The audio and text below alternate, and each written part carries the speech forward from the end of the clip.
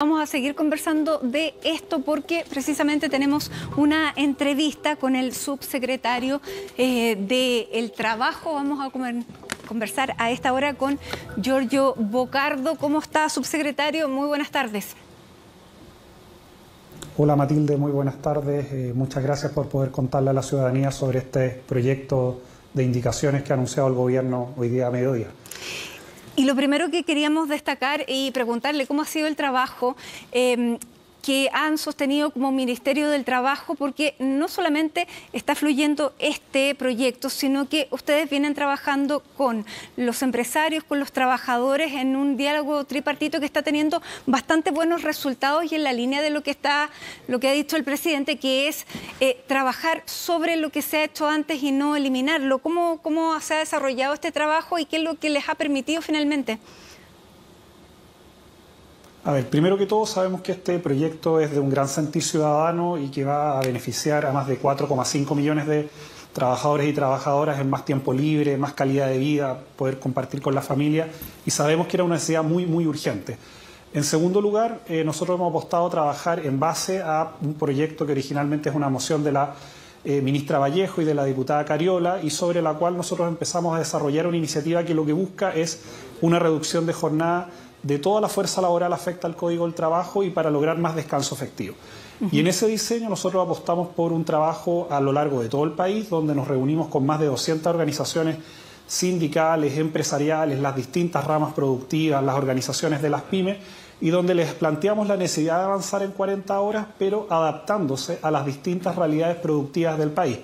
Esto que nos ha permitido que muchas de las propuestas que nosotros hoy día estamos proponiendo como indicaciones vengan en algunos casos, de conversaciones con la CPC, con la CUT, con organizaciones de pyme, pero también, por ejemplo, el día de ayer recibimos propuestas del Consejo Minero, de los sindicatos de distintos sectores del país, y creemos que ha sido la forma tripartita en la cual el Ministerio, liderado por la ministra Jara, ha ido en línea de ir construyendo proyectos que no solamente sean técnicamente potentes, sino que también lleguen con legitimidad al Parlamento, que sabemos que es una cuestión muy importante para que reformas tan sentidas por la población como es la reducción de la jornada puedan ser aprobadas prontamente y que finalmente le traigan un beneficio a la población.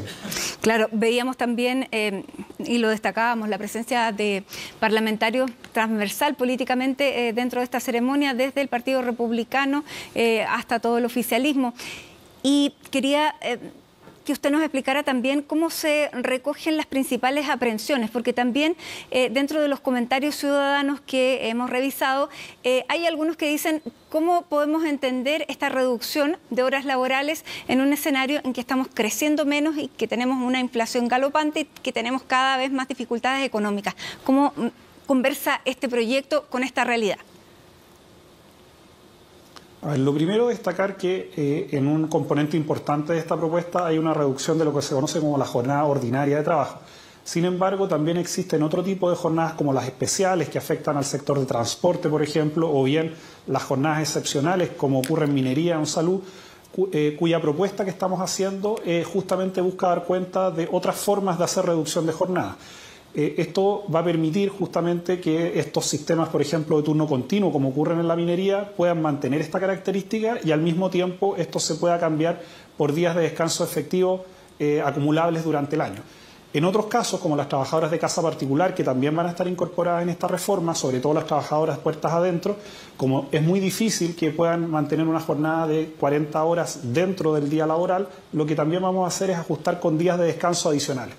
¿Qué es lo que te estoy tratando de decir? Es que efectivamente la reducción de jornada va a ser para el conjunto de la fuerza de trabajo, pero adaptándose a las distintas realidades productivas. Y lo segundo, que es algo que muestra la experiencia comparada que podemos poder revisar, por ejemplo, en el caso de Corea del Sur, en el caso de Finlandia, de Portugal, de Francia, Inglaterra, es el tiempo que tú te demoras en ir avanzando en esta reforma. Nosotros hemos propuesto una reforma gradual a 5 años, con una primera reducción al primer año de 1 hora, en el tercer año de 2 horas y en el quinto año de 2 horas. ¿Esto qué va a permitir? Que los distintos sectores productivos puedan ajustar sus procesos, puedan ir pactando con los trabajadores la forma más adecuada de hacer esta reducción de jornada y finalmente ya en el quinto año el conjunto de la fuerza laboral puede ir alcanzando este objetivo. Y finalmente, y esto es algo que nos interesa mucho destacar de este proyecto, es que incorpora algunas políticas de corresponsabilidad. ¿Qué significa esto? Que no queremos que en la reducción de jornada esto signifique 5 horas de reducción de jornada para hombres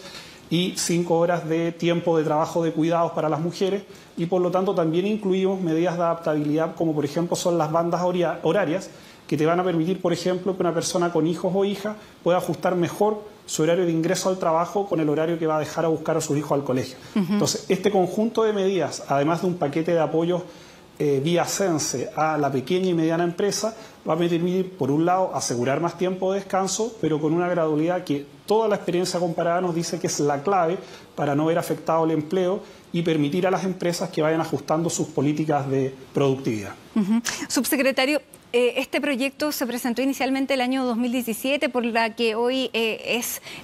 vocera de gobierno, la ministra Vallejo, también por la diputada Carol Cariola, y fue bastante resistido en su momento. ¿Qué cree usted que ha pasado en este tiempo? Que nos dice como sociedad? Hemos enfrentado situaciones bien complejas como el estallido, como la pandemia. ¿Cómo ha evolucionado la sociedad para tener la respuesta que estamos teniendo hoy día? Bueno, yo creo que primero que todo un elemento importante que a lo largo de estos últimos 2-3 años ha habido una valoración mayor de los tiempos de descanso, del tipo de jornadas que las personas quieren tener, la posibilidad de conciliar mejor el tiempo del trabajo con tiempo de familia, que no todo nuestro día es para dedicarle al trabajo. También ha habido mucha más conciencia muchas veces de retornar un poquito más temprano para tener un retorno más seguro. Entonces, creo que en los últimos 2-3 años hay una mayor conciencia de la necesidad de conciliar, de balancear mejor trabajo con otros tiempos que a uno le dedica en la vida personal y familiar. Y por otro, también creemos que también hay un clima que propiciado por estas instancias de diálogo ha permitido ir construyendo sobre la base de propuestas anteriores como las que lideró la ministra Vallejo,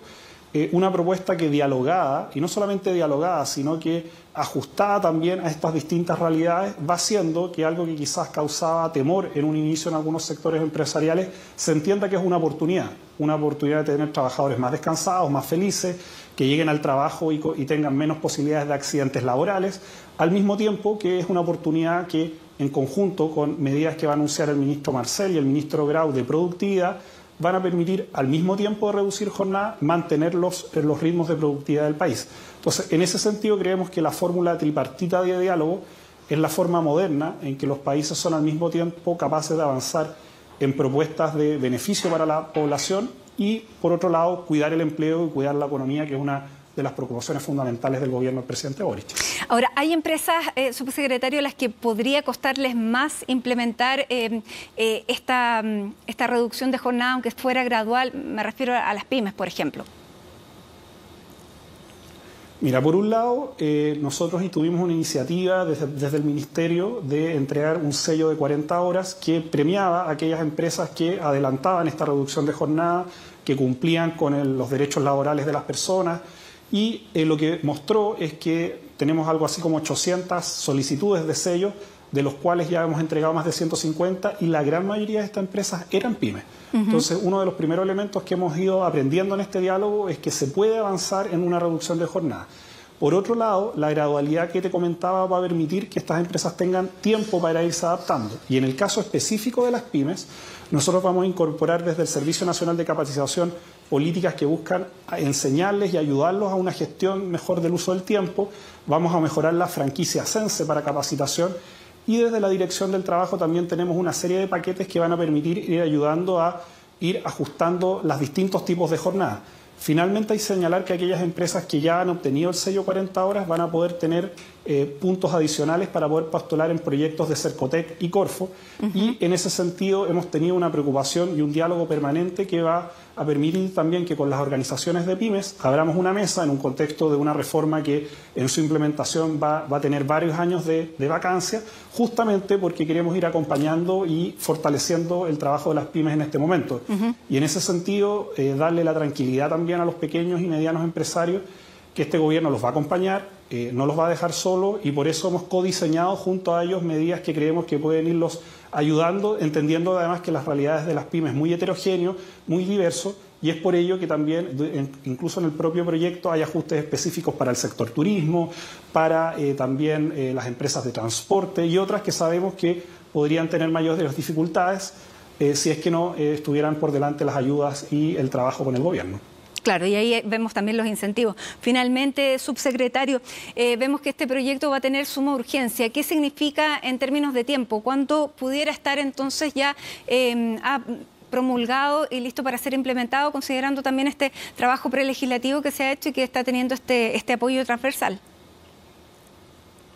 A ver, como sabes, primero estas indicaciones al proyecto de ley van a entrar por el Senado, donde hay un tiempo de discusión del orden de los 10 días y posteriormente, en caso de que haya un avance positivo de este proyecto, tiene que ser los cambios